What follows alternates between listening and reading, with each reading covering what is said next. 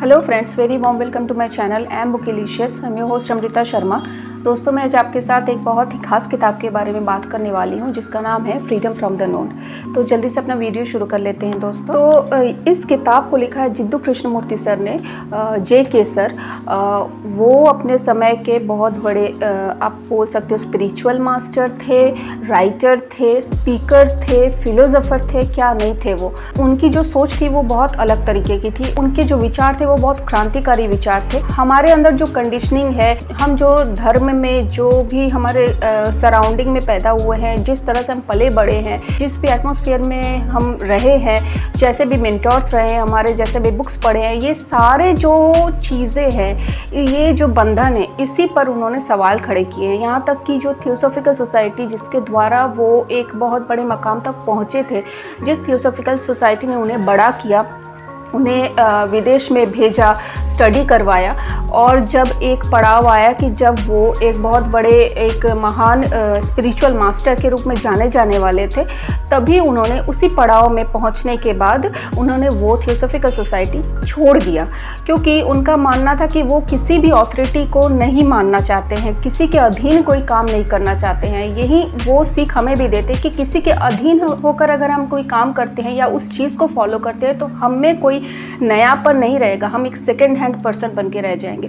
तो वहाँ पे बहुत लोगों ने उन्हें क्वेश्चन किया कि अभी आपने जो मकाम को पाया है, इस मोमेंट पे अगर आप छोड़ देते हैं तो आपके बहुत सारे जो फॉलोअर्स हैं, जो डिसाइपल्स हैं, वो चले जाएंगे। तो इसमें उन्होंने बोला कि मुझे ऐसे 1000 डिसाइपल्स नहीं चाहिए जो मन से खुद को बदलना नहीं चाहते हैं। मैं बल्कि 5 ऐसे डिसाइपल हो जो सच में खुद में वो क्वेश्चन पैदा करे कि सच में मैं क्या चाहता हूँ। तो ऐसे लोग हो तो मेरे लिए बहुत है। उनकी एक बायोग्राफी भी है, हिंदी में अवेलेबल है। इंग्लिश का नाम है I guess life and death of J Krishnamurti, और हिंदी में है जे कृष्णमूर्ति की जीवनी ऐसे। तो मैंने उनकी ऑडियो बुक सुनी है, मेरे पास वो बुक तो नहीं है, पर वो जो बायोग्राफी है उसमें भी उनकी पूरे जीवन गाथा दी गई है, और इसमें से आपको वो अगर पढ़ते हो या सुनते हो तो बहुत कुछ उनके बारे में पता चलेगा। तो बात कर लेते हैं इस किताब के बारे में। इसका नाम है फ्रीडम फ्रॉम द नोन। पहले जब मुझे इस किताब के नाम के बारे में पता चला तो मुझे थोड़ा सा अटपटा लगा नाम ही, कि क्या है इसका अर्थ क्या है। फिर जब मैंने इसको पढ़ना शुरू किया तब मुझे इसका अर्थ समझ में आया कि हम जो जानते हैं, जिस बंधन में है, जैसे भी कंडीशनिंग है हमारी, जैसे भी सराउंडिंग है, जो कुछ भी है, मेंटोर्स, गुरु, बुक्स, रिलीजियन, हमारे जो ईश्वर या आप जो भी धर्म को मानते हो, यहाँ पे ये किसी भी धर्म का प्रचार नहीं कर रहे हैं। उन सब बंधन से हमें मुक्त होना है। यही इस किताब की मेन थ्योरी है। मतलब हमारे लाइफ में जितने भी जो भी प्रॉब्लम्स है, जितनी भी तरह के टॉर्चर्ड माइंड हो गया, हमारे जो कंडीशनिंग हो गए, हमारा जो प्यार के प्रति जो एक थॉट है, हमारी जो सोच, मेडिटेशन, हर तरह के सिचुएशन के ऊपर इस किताब में बात की गई है। इस किताब में जो है 16 चैप्टर्स है। इसमें कोई स्पेसिफिक चैप्टर्स के नाम नहीं दिए गए हैं, बस हमारे जो सिचुएशंस है उसके अकॉर्डिंग एक एक चैप्टर है। तो मैं थोड़े चैप्टर्स, कोई चैप्टर्स आपके साथ डिस्कस कर लेती हूँ। इससे आपको थोड़ा बहुत इसके बारे में, इस किताब के बारे में पता चल जाएगा। और मैं ज़रूर बोलूँगी कि प्लीज़ आप सब इस किताब को एक बार पढ़िए। 129 पेजेस है सिर्फ, और प्राइस 220 रुपये है, और सेल में लेंगे तो शायद और कम पड़ जाएगा आपको।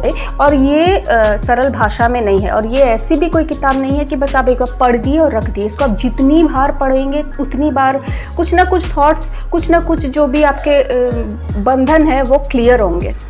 तो चैप्टर 1 जो है वो है man search the tortured mind, और भी इसमें बहुत सारे जो प्रॉब्लम्स है उसके नाम दिए गए हैं। तो यहाँ पे बोला गया है कि बहुत सालों से लोग स्पून फेड होते आए हैं हमारे अथॉरिटीज़ के द्वारा, हमारे जो भी कल्चर है उसके द्वारा, सब कुछ के द्वारा। इंसान बोलते हैं बाहर से कि मैं इस पॉलिटिकल सोसाइटी को नहीं मानता, मैं इस चीज़ को नहीं मानता, पर अंदर ही अंदर जो पॉलिटिकल सोसाइटी है या वो जो टिरनी है उसको वो बर्दाश्त कर रहा है या उसको मान चुका है। तो जब तक आप इस बंधन को छोड़ेंगे नहीं, वो जो डर है आपके अंदर वो कभी जाएगा ही नहीं। जैसे ही आप उस बंधन को छोड़ देते हैं, आपके अंदर जो है एनर्जी की मात्रा एकदम चरम पर्याय पर पहुंच जाती है। और अगर आप उस बंधन को छोड़ने के बावजूद भी अगर आपको लगता है आप में एनर्जी की मात्रा नहीं है, तो कहीं ना कहीं आपने उस बंधन को अभी भी पकड़ के जकड़ के रखा हुआ है। चैप्टर 2 जो है वहाँ पे बोला गया है टोटलिटी ऑफ लाइफ के बारे में, अवेयरनेस के बारे में, कॉन्शियसनेस के बारे में।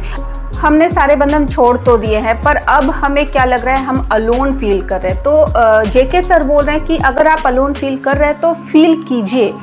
प्रॉब्लम यही होता है कि लोग जो जैसे हैं वो खुद को वैसा फेस नहीं करना चाहते, उससे डरते हैं, इसीलिए वो इस अथॉरिटी के पीछे भागते हैं या वो कल्चर के पीछे भागते हैं। पर खुद को आप जैसे हो उसको आप खुद को देखने से डरते हो। आप अपने प्रति जो एक्यूमुलेटिंग जो नॉलेज है वो देख रहे हैं, मतलब आपका नाम क्या है, आप किस कास्ट से बिलोंग करते हो, आपका धर्म क्या है, आपका कार्य क्या है, ये एक्यूमुलेटिंग नॉलेज है। आप खुद को नहीं सीख रहे हो, खुद में जो एक्चुअलिटी है उसको आप नहीं परख रहे हो, नहीं जान रहे हो। लर्निंग एंड एक्यूमुलेटिंग नॉलेज में डिफरेंस बताया गया है यहाँ पर।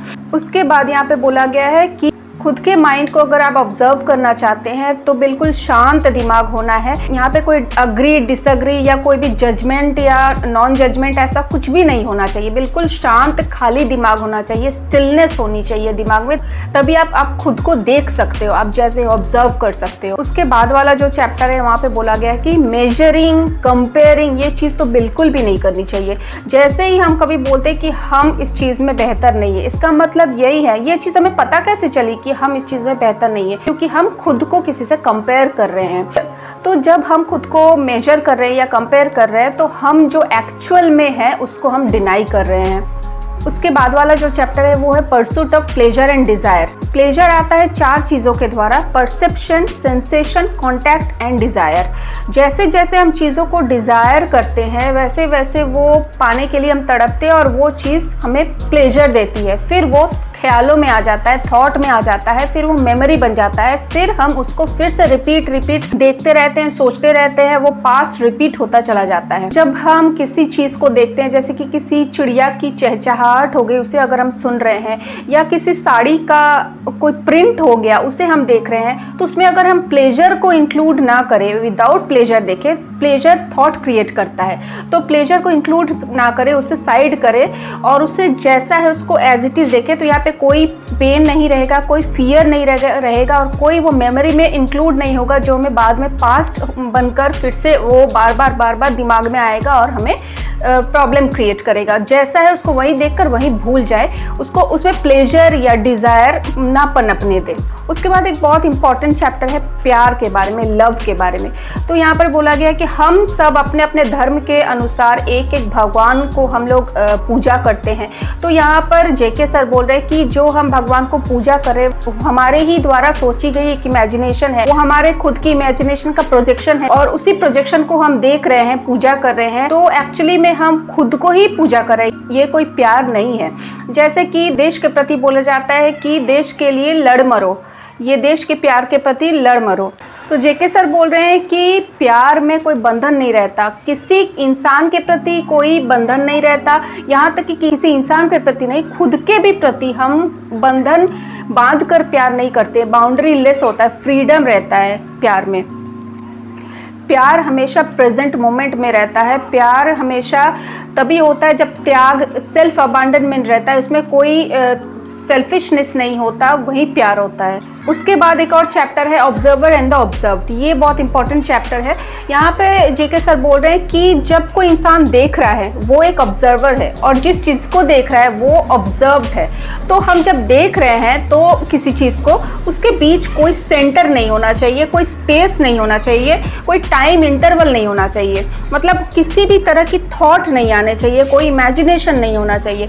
मैं देख रहा हूँ, सामने चीज़ को ऑब्जर्व कर रहा हूँ और जो ऑब्जर्व्ड है वो भी मुझे, मतलब मैं पेड़ बन गया और पेड़ मुझ में आ गया है, ऐसा हमारे में कोई भी डिफरेंस नहीं है। फुल अटेंशन की बात की गई है यहाँ पर। जैसे कि उन्होंने बोला है कि एक एग्जाम्पल दिया है, अगर पूरे 1 घंटे इस किताब को विदाउट एनी डिस्ट्रैक्शन आप कंटिन्यूस पढ़ते हो तो ये एक मेडिटेशन है। अगर आप टुकड़े टुकड़े में पढ़कर छोड़ दे रहे हो, फिर आके पढ़ते हो, फिर थोड़ी देर दिमाग में सोच लिया, फिर पॉइंट आउट कर लिया, फिर तो ये एक जो डिस्ट्रैक्शन हो रहे हैं, फ्रैक्शन हो रहे हैं, टोटलिटी नहीं है। टोटलिटी जहाँ होता है वही मेडिटेशन होता है। टेंशन की बात की गई यहाँ पर। तो जेके सर बोल रहे हैं कि यहाँ पे एक क्वेश्चन कर रहे हैं कि मैं तुम्हें जानता हूँ। मैं तुम्हें जानता हूँ कब? मैं तुम्हें, आई नो यू यस्टरडे, तो यहाँ पर इंटेलेक्चुअली नहीं है, एक्चुअली की बात की गई है, एक्चुअलिटी की बात की गई है। तो आपने जो एक इंसान के प्रति जो नॉलेज गैदर की है वो नहीं, पर आपने जो प्रेजेंट मोमेंट में उसको देखा, मतलब आपकी वाइफ या हस्बैंड का फेस, आपने जो भी सिचुएशन है उसको जस्ट उसी मोमेंट में जो देखा, उसको आपने पहले से किसी चीज़ कोई नॉलेज को आपने एक्यूमुलेट करके रखा है वो नहीं। और एक्चुअली ये थोड़ा सा समझना डिफ़िकल्ट है, पर आप जब आप इसमें घुस जाओगे ना तो धीरे धीरे सब साफ होता चला जाएगा आपके सामने। और एक और चीज़ यहाँ पे बोली गई है थॉट के बारे में। थॉट जो है वो यहाँ पे बोला गया है कि अगर हम थॉट को रोकने की कोशिश करेंगे, सप्रेस करने की कोशिश करेंगे, तो वो एक और थॉट को जन्म देता है। एक प्रॉब्लम होगा, उसके साथ कनेक्टेड और भी प्रॉब्लम्स होते चले जाएंगे। तो थॉट को अगर आप सबसाइड करना चाहते हो तो थॉट के रूट कॉज पर जाना है, कहाँ से ये थॉट की शुरुआत हुई है, वहाँ आप जाएंगे तो थॉट अपने आप ख़त्म होना शुरू हो जाएगा, वीक हो जाएगा। और जब आप एक प्रॉब्लम को सॉल्व करेंगे तो बाकी के जो प्रॉब्लम्स होंगे वो अपने आप इजीली सॉल्व होते चले जाएंगे। तो सप्रेस ना करके उसके रूट कॉज पर जाना है।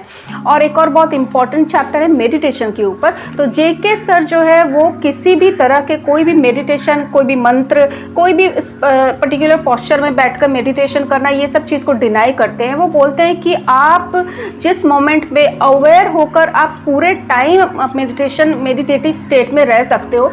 तो meditation demands an astonishingly alert mind.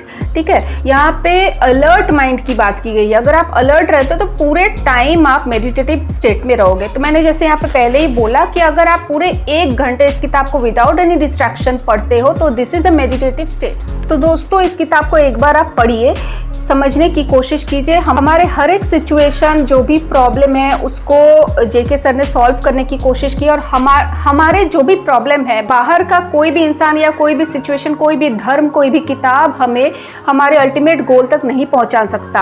हमको खुद को ही हेल्प करना होगा। तो जितना भी सिचुएशन जो भी है उससे हमको खुद को ही जूझ कर निकलना है। ये सब चीज़ों में हम जकड़े पड़े हुए हैं।